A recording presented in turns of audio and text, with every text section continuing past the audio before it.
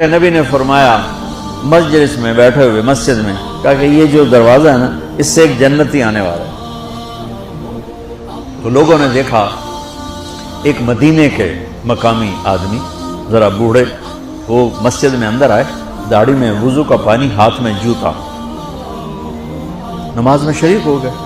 اگلے دن آپ کی محفل تھی تو آپ نے فرمایا یہ جو سامنے دروازہ ہے اس سے ایک جنتی آ رہا ہے۔ تو سیم وہی آدمی اسی حالت میں انٹر ہوئے۔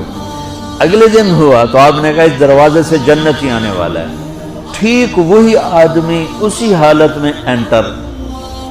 اس مجمع میں ایک صحابی بیٹھے ہیں، ان کا نام ہے عبداللہ بن عمرو۔ یہ 1,24,000 صحابہ میں ان کی ایک اسپیشلٹی ہے کہ یہ سب سے زیادہ عبادت کرتے تھے، سب سے اتنی عبادت کسی نے نہیں کی۔ ساری رات نفل پڑھتے تھے، سارے دن کا روزہ رکھتے تھے، اور دن رات میں ایک قرآن ختم کرتے تھے۔ کوئی ہمارے جیسا اول تو کر نہیں سکتا، کرے گا تو چوتھے دن پاگل ہو جائے گا، دماغ خشک ہو جائے گا، اور انہوں نے نبھا کے دکھایا۔ رات پوری تہجد، دن پورا روزہ، اور رات اور دن میں ایک ختم قرآن۔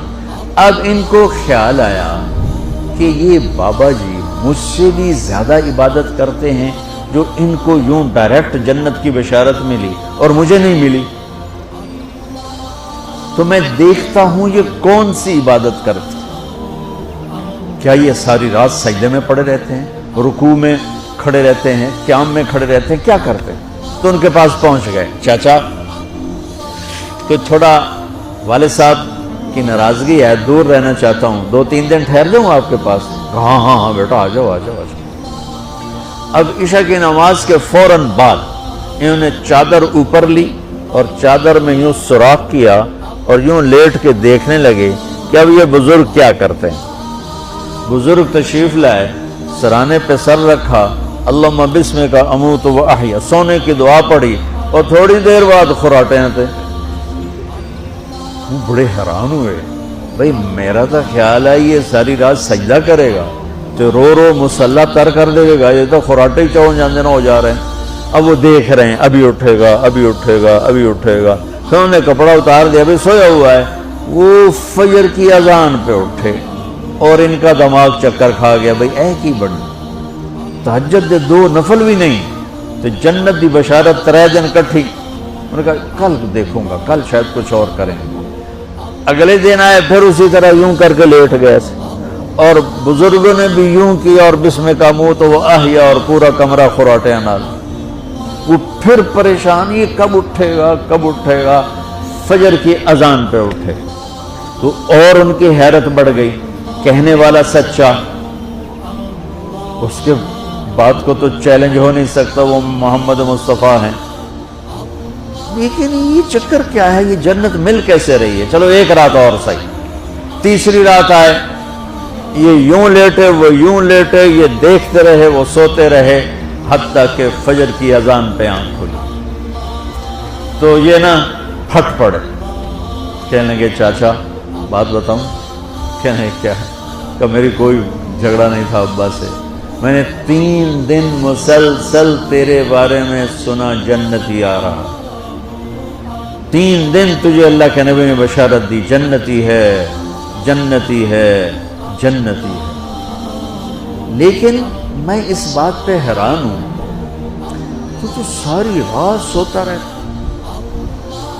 اس زمانے میں منافق بھی تہجد نہیں چھوڑتے تھے، فرض نماز تو فرض نماز ہے، منافق بھی تہجد نہیں چھوڑتے تھے۔ تو کہنے لگے کیا کرتے ہو؟ ساری رات تو سوتے گزار دیتے، کیا کرتے ہو؟ کہنے لگے بھتیجے جو تو نے دیکھا ہے یہی کرتا ہوں۔ اب یہ پریشان ہیں کہ اللہ کے نبی کی بات کو تو چیلنج ہو نہیں سکتا، اور جس کو بشارت دی ہے انہوں تے فٹ نظر نہیں آ رہی کہ کیسے 2 نفل آج کہ نیک لوگ تہجد نہیں چھوڑتے۔ تو کہنے لگے اچھا چلو اللہ نے ایسا ہی، اللہ کی مرضی، اللہ کے نبی کی مرضی۔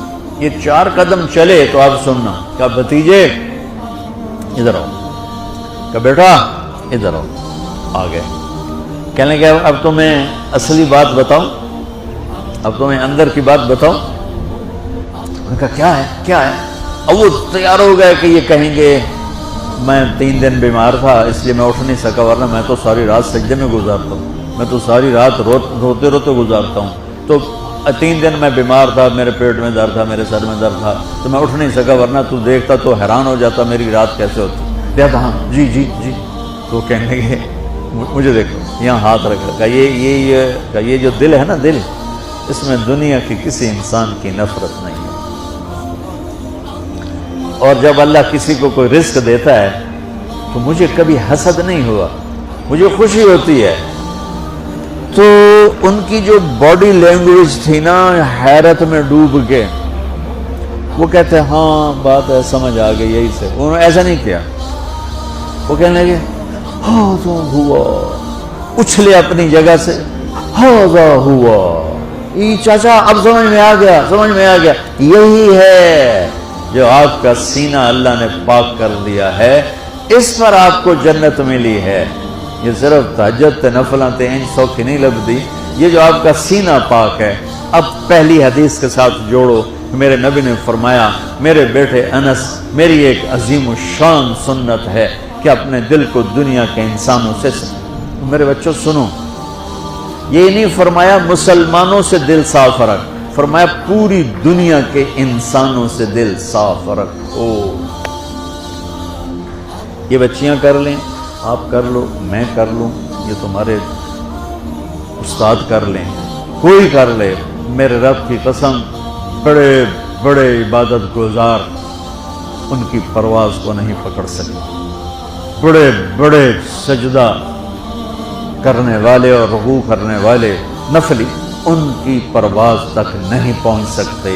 ایک اس وجہ سے کہ یہ عظیم الشان سنت ہے، ایک اس وجہ سے کہ اس کے کرنے والے بڑے تھوڑے ہیں، ایک اس وجہ سے کہ یہ مشکل بہت ہے کہ آدمی کو خود ذبح ہونا پڑتا ہے تب جا کر یہ چیز ہاتھ میں آتی.